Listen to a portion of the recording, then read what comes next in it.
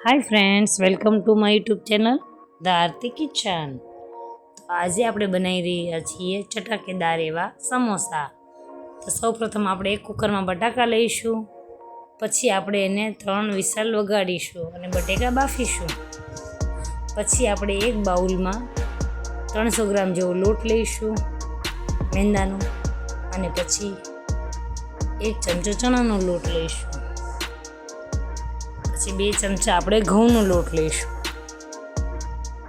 એનાથી આપણા સમોસા ક્રિસ્પી અને ટેસ્ટી બને છે અને હેલ્ધી બને છે. અને 2 ચમચા આપણે મોણ માટે આપણે તેલ નાખીશું. પછી ટેસ્ટ પ્રમાણે 1 ચમચી મીઠું નાખીશું. પછી આપણે 1 ચમચી અજમો નાખીશું અને આપણે હાથમાં લઈને એને ક્રશ કરવાનો છે થોડો. એનાથી આપણે સુગંધ અને ટેસ્ટ બહુ સારો આવે છે. અને આપણે બરાબર મિક્સ કરવાનો લોટ મોણ દઈ દીધા પછી આપણે ધીમે ધીમે કરીને આપણે પાણી નાખીશું અને પરાઠા જેવો લોટ બાંધવાનો છે, નહીં બહુ કઠણ નહીં બહુ ઢીલો.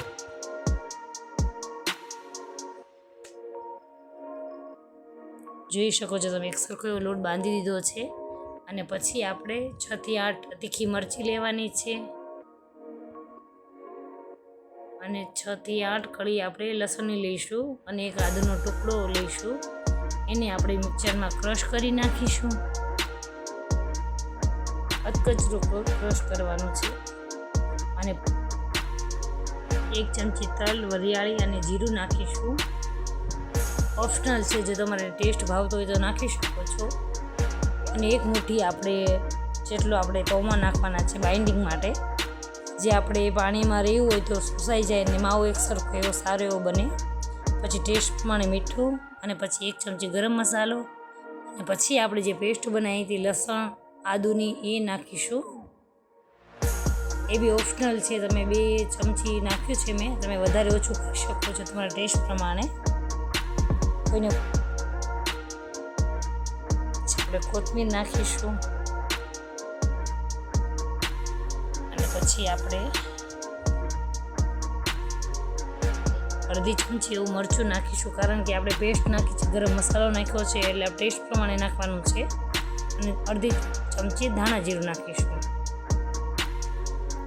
પછી આને બરાબર આપણે માવાને મિક્સ કરીશું. એક સરખો એવો જોઈ શકો છો, માવો સરખો એવો સરસ થઈ ગયો છે.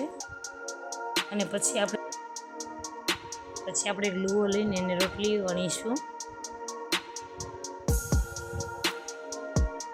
મીડિયમ વણવાની છે, બહુ જાડી નહીં બહુ પતલું પડે એવી રીતે વણીશું. રોટલીની સાઇઝની જ વણવાની છે આપણે. અને પછી 1ના 2 ટુકડા કરીશું અને એક ભાગ લઈને જો આવી રીતે આપણે સમોસા વાળીશું. મારો સારો એવો લોટ બંધાણો છે એટલે આપણે પાણી લગાવવાની જરૂર નથી પડી. જો તમે શક્ય હોય તો તમારે પાણી લગાવવું હોય તો લગાવી શકો છો. ફર્સ્ટ વાર બનાવતા હોય એને એમ કે ખુલવાના ચાન્સ રહે છે. અને ફાવે ના ફાવે તો પાણી લગાવી શકો છો, ઓપ્શનલ છે. અને જોઈ શકો છો તમે આવી રીતે આપણે સમોસા વાળવાના છે એક સરખા બધા.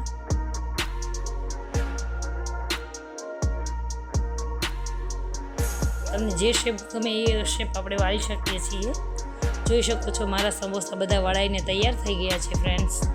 પછી આપણે ગરમ તેલ મીડિયમ મૂકીશું, બહુ ફાસ્ટ નહીં રાખવાનું અને બહુ ધીમું બી નહીં નાખવાનું, એવું આપણે તેલ ગરમ કરીશું. પછી આપણે એને ધીમે ધીમે કરીને એમાં સમોસા નાખીશું.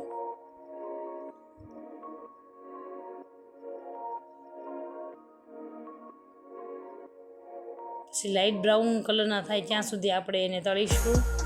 ફ્રેન્ડ, જો તમને મારી રેસીપી ગમી હોય તો લાઇક, શેર ને સબસ્ક્રાઈબ કરજો. તમારા ફ્રેન્ડ સાથે શેર કરજો. અને મારી રેસીપી જો તમે બનાવતા હોય તો કમેન્ટ કરજો. અને થેન્ક યુ ફોર મને સપોર્ટ આપવા બદલે. જોઈ શકો છો તમે મારા સમોસા તૈયાર છે, એકદમ લાઇટ બ્રાઉન ટેસ્ટી એવા. તો જો આપણા સમોસા 2 ચટણી સાથે તૈયાર છે અને એને તમે ચાટ રીતે બી કરી શકો છો. Thank you for watching.